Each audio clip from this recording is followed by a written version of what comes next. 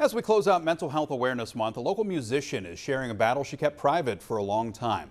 Candace Campana struggled with OCD for years, but now is hoping her story can help others. Prison of my mind. Candace Campana's lyrics carry some serious meaning.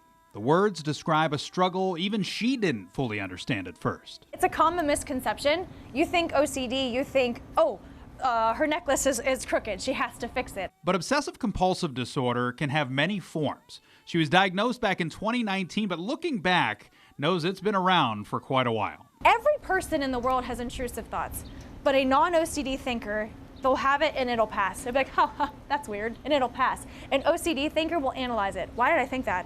What does that mean? Why did I do that? If I think that again, that means I'm this. And if that means I'm this, that means I'm that. She was to the point where she'd obsess over the chain of events that could happen if she bought something as simple as a t-shirt. When you start avoiding things to try to stop the OCD, you're fueling the fire.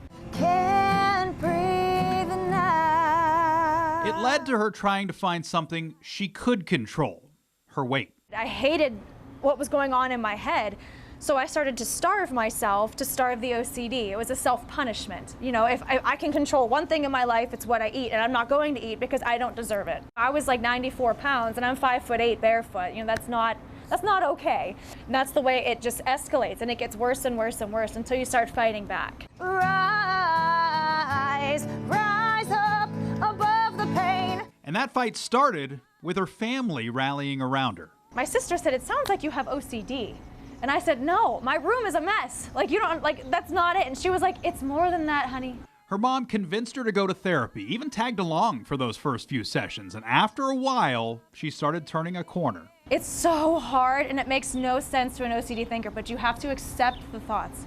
You have to accept that they're there.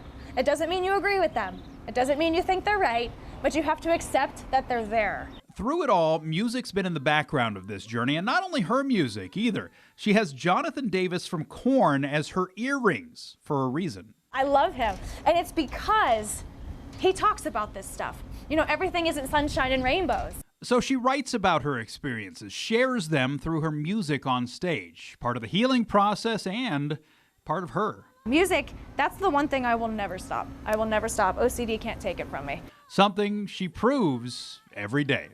Prison of my mind. So Candace stressed how important it is to simply seek out help. She said if you're not ready to meet with a therapist, Dr. Elaine Ryan from Ireland has some helpful YouTube videos that are out there to get you started. But more than anything, she says, just don't be afraid to get the help you need.